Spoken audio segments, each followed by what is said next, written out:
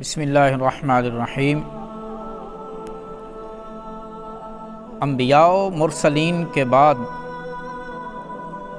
امتوں میں سیدنا صدیق اکبر رضی اللہ تعالی عنہ کو فضیلت مطلقہ حاصل ہے اور آپ افضل البشر بعد الانبیاء ہیں، یعنی انبیاء رسل کے بعد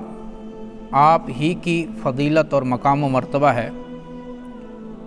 جیسا کہ قرآن کریم میں اللہ تبارک و تعالی نے ارشاد فرمایا وَلَا يَأْتَلِ أُولُو الْفَضْلِ مِنْكُمْ وَالسَّعَةِ أَنْ يُؤْتُوا أُولِي الْقُرْبَى وَالْمَسَاكِينِ وَالْمُهَاجِرِينَ فِي سَبِيلِ اللَّهِ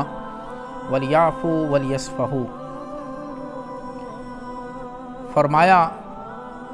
کہ تم میں سے فضیلت والے اور مالی وسعت والے اس بات پر قسم نہ کھائیں کہ وہ اپنے قریبی رشتہ داروں، مساکین اور اللہ کی راہ میں ہجرت کرنے والوں پہ خرچ نہیں کریں گے۔ مفسرین کا اس بات پر اجماع ہے کہ یہ آیہ کریمہ حضرت سیدنا صدیق اکبر رضی اللہ تعالی عنہ کے بارے میں نازل ہوئی،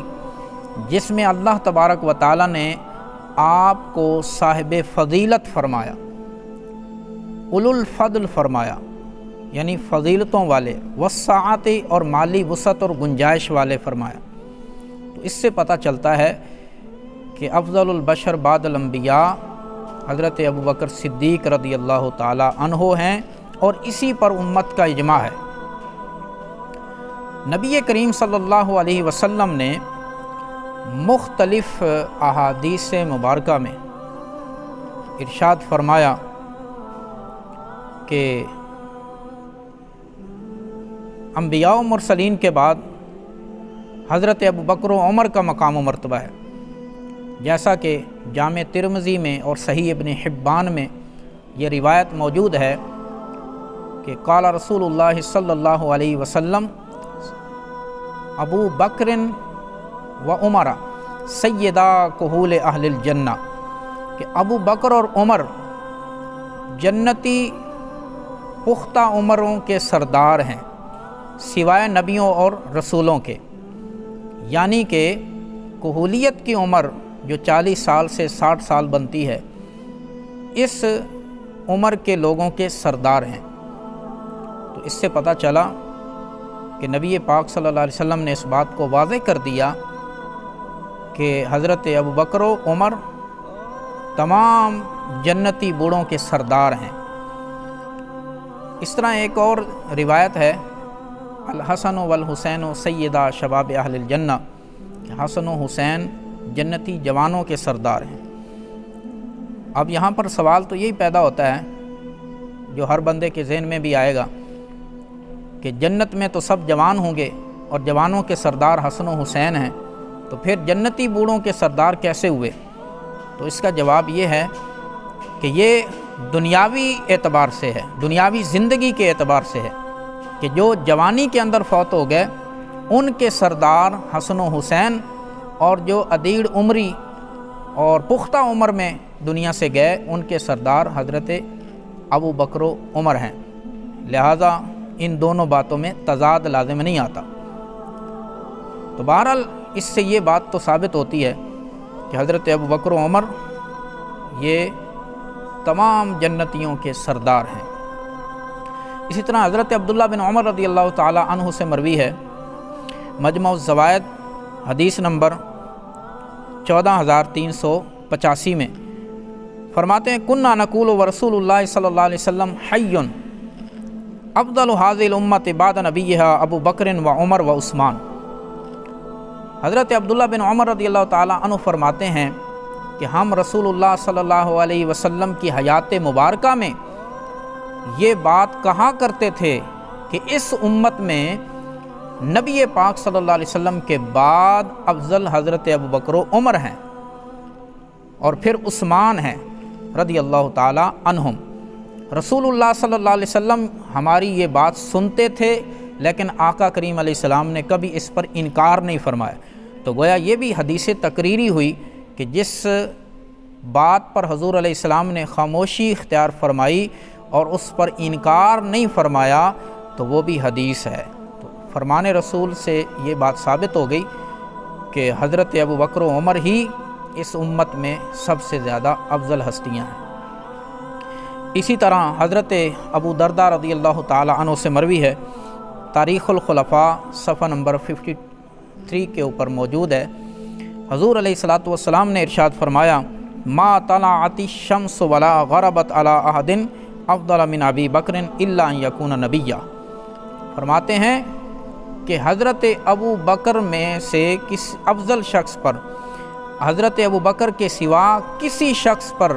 نہ آسمان کا سورج طلوع ہوا ہے نہ آسمان کا سورج غروب ہوا ہے سوائے نبیوں کے۔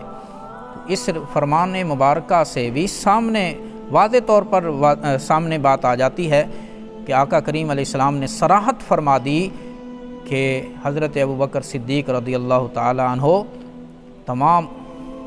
امتوں میں افضل ہیں، اور خاص طور پر امت محمدیہ صلی اللہ علیہ وسلم میں بھی سب سے افضل ہیں۔ افضل هذه الامہ ابو بکر صدیق رضی اللہ تعالی عنہ۔ جس طرح کہ صحابہ کرام کا بھی اسی پر اجماع ہوا، حضرت عمر فاروق رضی اللہ تعالی عنہ فرماتے ہیں کہ جو مجھے حضرت ابو بکر پر فضیلت دے گا میں اس کو مفتری کی حد لگاؤں گا، یعنی جو افتراء کرنے والا ہے، بہتان باندھنے والا ہے، اس کی سزا 80 کوڑے۔ اور حضرت فاروق اعظم رضی اللہ تعالی عنہ فرماتے ہیں جو مجھے حضرت ابو بکر صدیق پر فضیلت دے گا میں اسے 80 کوڑے لگاؤں گا۔ بلکہ خود مولا مرتضیٰ مشکل کشا علی شیر خدا رضی اللہ تعالی عنہ سے بہت ساری روایات مروی ہیں۔ حضرت ابو جحیفہ رضی اللہ تعالی عنہ فرماتے ہیں کہ میں ایک دن مولا علی کے پاس حاضر ہوا یہ بات معلوم کرنے کے لیے کہ اس امت میں نبی پاک صلی اللہ علیہ وسلم کے بعد افضل کون ہے۔ تو ہم افضل مولا علی کو بھی گمان کرتے تھے، لیکن حضرت علی المرتضیٰ رضی اللہ تعالی عنہ نے فرمایا، مسند احمد جلد نمبر 2 صفحہ نمبر 148 پر یہ روایت موجود ہے کہ حضرت مولا مرتضیٰ نے فرمایا افضل هذه الامت بعد نبیھا ابو بکر و بعد ابی بکر عمر۔ حضرت مولا مرتضیٰ کا فرمان موجود ہے، آپ فرماتے ہیں اس امت میں نبی پاک صلی اللہ علیہ وسلم کے بعد افضل ابو بکر ہیں، اور حضرت ابو بکر کے بعد حضرت عمر فاروق رضی اللہ تعالیٰ۔ جس طرح کہ بخاری شریف میں بھی حضرت محمد بن حنفیہ جو آپ کے صاحبزادے ہیں انہوں نے سوال کیا کہ سب سے افضل کون ہے امت میں، تو آپ نے فرمایا ابو بکر، سب سے افضل اس امت میں ابو بکر صدیق رضی اللہ تعالیٰ عنہ۔ انہوں نے پوچھا ثم من، پھر کس کا مقام ہے، تو فرمایا ثم عمر، پھر حضرت عمر رضی اللہ تعالیٰ عنہ کا مقام و مرتبہ ہے۔ حضرت محمد بن حنفیہ رضی اللہ تعالیٰ عنہ نے سوال کا رخ اور انداز بدلا اور فرمایا ثم انت، حضرت ابو بکر و عمر کے بعد پھر آپ کا مقام و مرتبہ ہے، تو آپ نے فرمایا ثم عثمان، نہیں بلکہ حضرت عثمان کا مقام و مرتبہ ہے، اور چوتھے نمبر پہ حضرت مولا مرتضیٰ کرم اللہ وجہہ الکریم ہے۔ یہ ہیں خلفاء، اور خلافت کی ترتیب ہی ترتیب افضلیت ہے کہ جو ترتیب خلافت ہے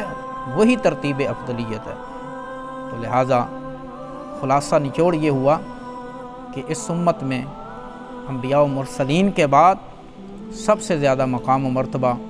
اور فضیلت حضرت ابوبکر صدیق کی ہے، اور یاد رکھیں کہ اس فضیلت سے مراد کیا ہے؟ کثرت الثواب عند اللہ، عند اللہ کثرت ثواب مراد ہے، اور عند اللہ قرب اور فضیلت مراد ہے۔ یہ فضیلت مطلقہ ہے جو حضرت صدیق اکبر رضی اللہ تعالی عنہ کو حاصل ہے۔ باقی جزوی فضائل وہ تو باقی صحابہ کرام کے اندر بھی موجود ہیں،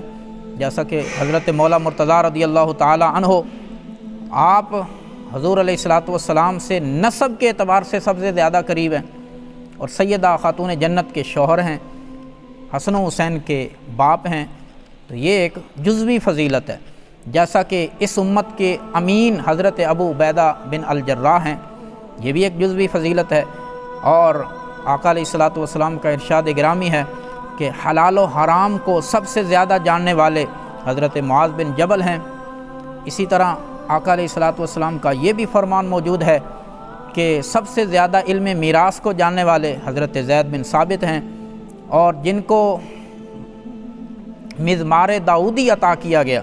وہ حضرت ابو موسیٰ عشری رضی اللہ تعالی عنہ۔ اور فرمایا آقا علیہ الصلوۃ والسلام نے کہ حضرت عمر فاروق رضی اللہ تعالیٰ عنہ وہ اللہ تعالیٰ کے احکام پر عمل کرنے اور عمل کروانے کے بارے میں سب سے زیادہ سخت اور سب سے زیادہ پختہ ہیں۔ اسی طرح حیا کے اعتبار سے سب سے زیادہ حضرت عثمان رضی اللہ تعالیٰ عنہ ہے، اور حضرت عبداللہ بن عباس رضی اللہ تعالیٰ عنہ ترجمان قرآن ہیں۔ یہ جزوی فضائل جو مختلف صحابہ کرام کے اندر موجود ہیں، ان کا بالکل انکار نہیں کیا جا سکتا، لیکن فضیلت مطلقہ اور فضل کلی وہ حضرت سیدنا صدیق اکبر رضی اللہ تعالیٰ عنہ کا ہی خاصہ ہے اور آپ ہی کا حصہ ہے۔